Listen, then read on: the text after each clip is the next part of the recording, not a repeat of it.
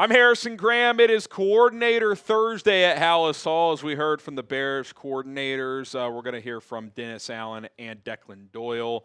Nothing too interesting from Richard Hightower today, so nothing there. And then some notable injury updates for the Bears and the Vikings before Sunday's game at US Bank Stadium. Let's go ahead and get rolling here. Dennis Allen praising the Bears quarterback Caleb Williams in terms of what he's seen from Ben Johnson's quarterback. Here's what he had to say. Quote, "He's grown tremendously from where he was in the spring and in training camp to where he's at now. He sees the field so much better, and he's always had that athleticism. He's always had that ability to go get himself out of trouble. When you see that happen, the first thing I'm thinking is I am glad he's on our side, because it's a pain when you see guys that can create with their feet. It creates a lot of problems for the defense in terms of how you want to rush him." And Dennis Allen, being a former head coach, being obviously a high-level defensive coordinator for a long time, he knows how demoralizing that is when, as a defense, you feel like you've made the right call, but the quarterback is a dynamic athlete and get out of trouble. You think about the best in the league, the Mahomes, the Lamars, the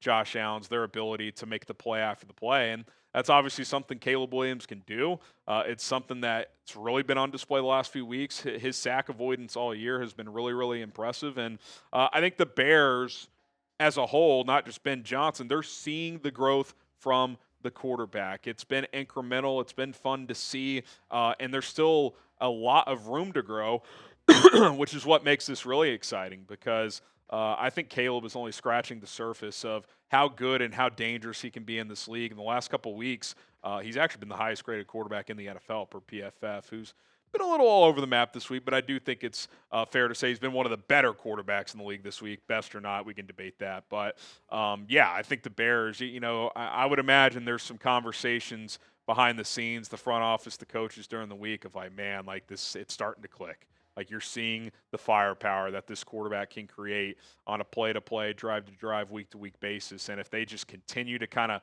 click as a cohesive unit, this offense, man, it's already good. It could be really good and great, and I'm talking this season.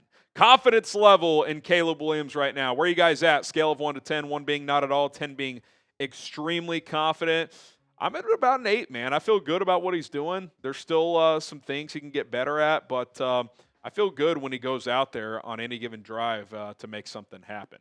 All right, Declan Doyle was asked about Luther Burden. He's been a hot topic this week, as obviously he had a couple of big plays last week. Olamide Zaccheaus did not play well, so are we going to start to see more and more Luther Burden? Ben had his comments earlier this week suggesting that would be the case. And Declan Doyle said today, quote, he's been doing a lot of work behind the scenes with Antoine Randall, and that he's done a nice job with the opportunities he's had. And obviously there haven't been a ton of those, right? 18 targets in 8 games, but the efficiency and the explosiveness, like E&E, right? Like that's what you're looking for out of players. Can they be efficient and explosive? Luther Burden has done that. He has capitalized on the chances he's had. He's generated big plays, whereas with Zaccheaus, not that efficient when throwing to him and not that explosive. Again, doesn't mean Olamide Zaccheaus can't have a role, but Luther Burden, he needs a larger role. It's time. It is time for a larger role. I don't expect him to play 90% of the snaps necessarily, but he was at 49 this week. I'm expecting 60 plus. Like it's got to be, incremental increase the rest of the way, kind of like we've seen with Colson Loveland. I think now it's time for Luther Burden to get those opportunities as well.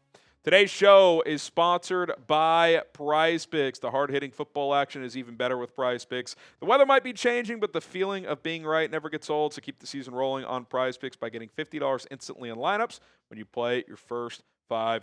PrizePicks is awesome. You just pick lineups of 2 or more players, take more or less on the stat projections, and if you hit, you win money. How you play is up to you. If you want flexibility, choose the flex play option where you can get paid even if one of your picks misses.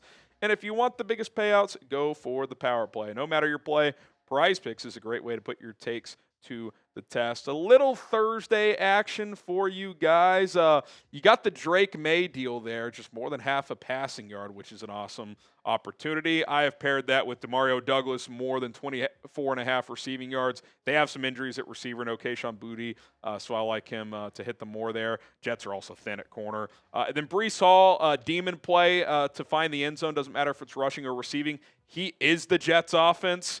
No Garrett Wilson. Justin Fields has been struggling, so Breece Hall's got to be their offense tonight. So I like that. $10 to win 55 on this three-player lineup. Download the PrizePicks app today. Use our code CLNS to get $50 in lineups after you play your first $5 lineup. That is code CLNS to get $50 in lineups after you play your first $5 lineup. PrizePicks, it is good to be right. Okay, let's get into some Bears injury news as kind of the theme of recent weeks continues as Wednesdays kind of looks ugly, everybody freaks out, and then as the week goes on, it certainly looks better. Now, there are a couple notable players who did not practice for a second day, starting with Jaquan Brisker, dealing with the back injury. If you're a DNP Wednesday and Thursday, your chances of playing are pretty low. I would guess he's got a, 25% chance to play, and obviously if he can't, Elijah Hicks, maybe C.J. Gardner-Johnson in some traditional 4-3 sets would slide into that safety position. So keep an eye on that. I don't think T.J. Edwards returns this week. He's still dealing with that hammy. He's got the hand issue as well. Jahdae Walker with the concussion protocol probably won't play. Not a huge loss there either way. Then Thursday has been the veteran rest day for Joe Thuney. I would expect that to continue. I said yesterday DJ Moore is the name to watch this week. I think it's now Jaquan Brisker. 2 straight DNPs. Obviously, if he can't go, a little thin there on the back end at that safety spot. So we'll see how Dennis Allen mixes and matches if he is not out there. Both receivers were limited after not practicing yesterday. DJ Moore with the shoulder. He had previously been dealing with the hip and the groin issue. I would imagine those are still lingering a bit as well. When he was asked today if he's going to play on Sunday, he said, duh. Guy's been tough as hell this year, man. You've got to give him a lot of credit. He's been playing through stuff. Rome Odunze's had this foot ankle thing for weeks now, so sounds like he's good to play. I thought he looked good last week. Best game in a while, so that was good to see. But then everybody else full. DeAndre Swift, full go. Same with Cole Kmet. Tyreek Stevenson, I don't know if they kind of just gave him a rest day for that shoulder yesterday. He was a full participant today after DNP yesterday. Josh Blackwell, it appears he's cleared concussion protocol. Ruben Hippolyte with his knee issue. Dominique Robinson, more on him in a sec, full participant. Kevin Byard, Grady Jarrett, who had rest days yesterday, they were back out there practicing today. I can't believe I'm saying this. I think Dom Rob, this is pretty nice to have him back, right? I mean, all of a sudden you feel kind of okay about defensive end because Montez Sweat's been coming on. Austin Booker's been providing pressure. Now, I think where Dom Rob helps is he actually, I think, can set the edge better in the run game than Booker. So you'll probably see him and Book kind of stagger snaps. Maybe Dom Rob plays more on those run obvious downs, and then Booker, especially on third downs, gets out there and rushes the passer. Obviously, you got Joe Tryon, Shoinka, first full week of practice now. We'll see what he can do this week. But glad to see Dominic Robinson coming back. Potentially a big lift there, at least for your depth. Let's shift to Minnesota now. J.J. McCarthy, who's been dealing with a hand issue, followed through on a throw last week, hit a helmet, and so he's got a bit of a banged-up throwing hand. Kevin Seifert, who covers the Vikings for ESPN, said he was seen wearing padding on his bruised hand today. But 2 things he did today that he didn't do on Wednesday. He took an under center snap, and he threw a football. So I guess he didn't throw the ball at all yesterday, so I don't know how he was even listed as limited. I guess he was doing some stuff off to the side. But sounds like he's trending up. He was a full participant. Christian Darrisaw did not practice, but he was full yesterday. They've been kind of staggering his workload during the week. I fully expect him to play. And then Jonathan Grenard, I do not think he will play. He, has hurt his shoulder last week. Ian Rappaport suggested earlier in the week that he will almost certainly miss this game. We'll see if he does anything on Friday, but I don't expect him to go, which would be huge because Jonathan Grenard on Theo Benedict and pass obvious downs. Don't love that matchup for the Bears. Limited today, Will Fries with a calf injury at right guard, so we'll see what's going on there. Aaron Jones should be good to go, but he's got a little toe issue along with his shoulder. Josh Oliver and Josh Mattel dealing with foot injuries. Andrew Van Ginkel's been battling this neck thing all year, so I think he's one to follow. Ryan Kelly, who's suffered multiple concussions this year, they opened his practice window this week. He's been limited twice. My guess is they hold him out. Patrick Seatman thinks that'll be the case as well, but if not, he would be an upgrade at center over what they've had in recent weeks. I mentioned J.J. McCarthy was full participant with that hand. Justin School, who's been kind of their do-it-all, 6th offensive lineman. He's played some tackle, played some guard this year. Then Theo Jackson, who missed last week with a concussion, sounds like he is good to go. All right, there you have it. Today's injury updates and some news and notes from the coordinators at Hallis Hall. Get those score predictions in. Who you got? Bears, Vikings. On my early week preview, I had the Bears 27-23.